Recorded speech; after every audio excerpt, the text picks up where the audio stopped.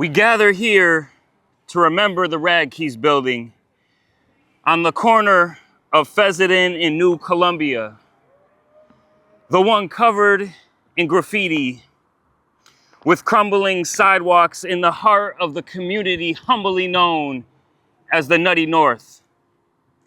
I've always loved this building, which has been vacant since the entire time we've been friends. So I thought it was only right to eulogize a true landmark, a true pillar of the community. Because here's the truth. Buildings hold stories of the community and reflect back the condition of the people. I've always said when they tore the Radke's building down that the neighborhood would change forever. First, they carved up the parking lot. They put a fence around it. Then they tore down the house next to the apartments. Development notice, said the big sign planted in the ground like a conquest flag.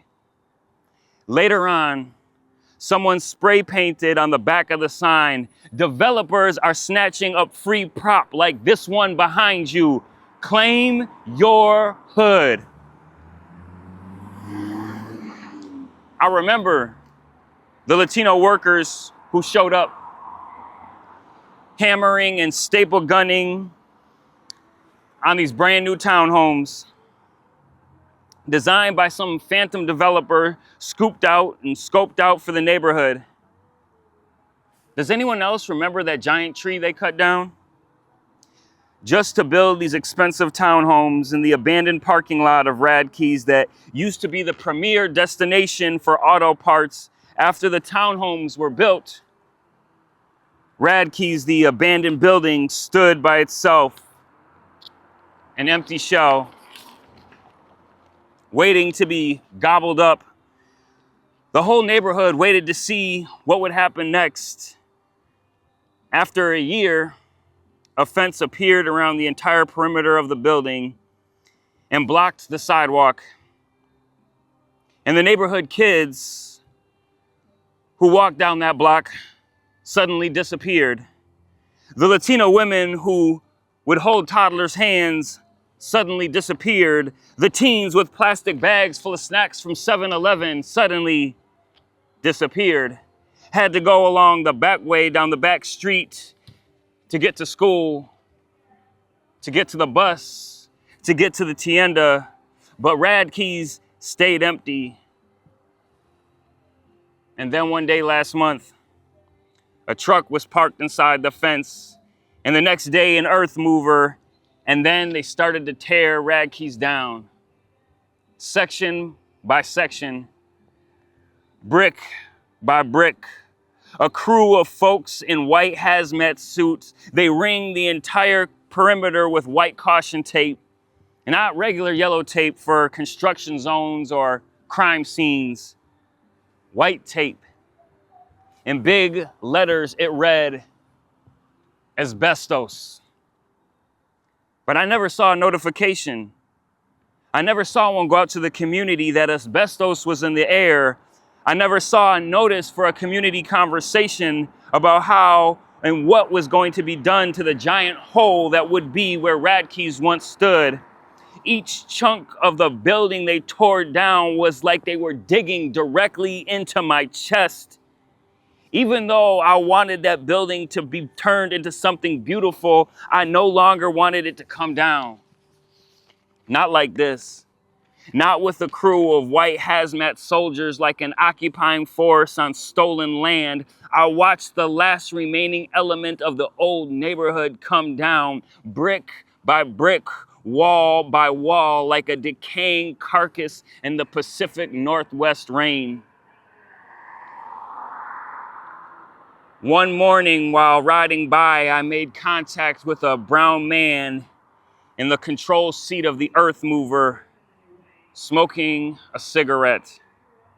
It's like he knew exactly what I was thinking, could see the disdain in my eyes for the work he was doing, even though He was just making a living. And that's how gentrification works. First, they cut down the trees. Then they put up fences and signs. Then they tear up the parking lot. Finally, they block off the sidewalk, cutting off the traffic to the area before they crush the building into oblivion, leaving a mushroom cloud of asbestos for the residents to inhale on their way out to make room for the new residents with more money. Mike Capes once shot a music video in front of Radke's. In the ending scene, words scrolled across the screen. It said, "In your moments of decision, that is when your destiny is shaped." What is the destiny of this piece of land? Let's rewind the tapes. Go back to 1950 when they changed the name from Radke's Auto and Electrical to Radke's Auto Parts. Rewind to 1933 when Julius and Letha Radke first opened the doors of the shop. Rewind to the 1400s when indigenous nations called this land home, before the advent of the locomotive, before streets replaced trails, before gentrification replaced controlled burns. Here we are today, 2025, history repeats itself. The land is claimed by colonizers. Unmarked patrols chase down individuals outside of schools. SNAP benefits are on lifelines. Government shut down, but the machine of capitalism keeps digging. What will happen to the neighborhood?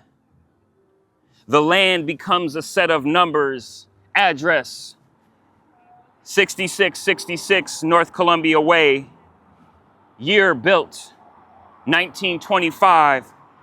Square footage, 14,500. Market value, 2.4 million. Vacancies, 7 years and counting. Do buildings have funerals? Do buildings have funerals? I'm gonna hold one for Radke's, for the entrepreneurial spirit, for a gas station turned auto store that brought in folk to fix up hot rods, for the urban youth who inherited the building, the community heirloom of underinvestment, their silent giant friend, a fixture of the neighborhood that was always there on sunny days and violent nights, a place of refuge for the youth, for the artists, for the rebels. Who knows what they're gonna build next? Me? I hope it's a giant statue of the black boy from the Mike Capes music video, complete with his t-shirt, North by Nature.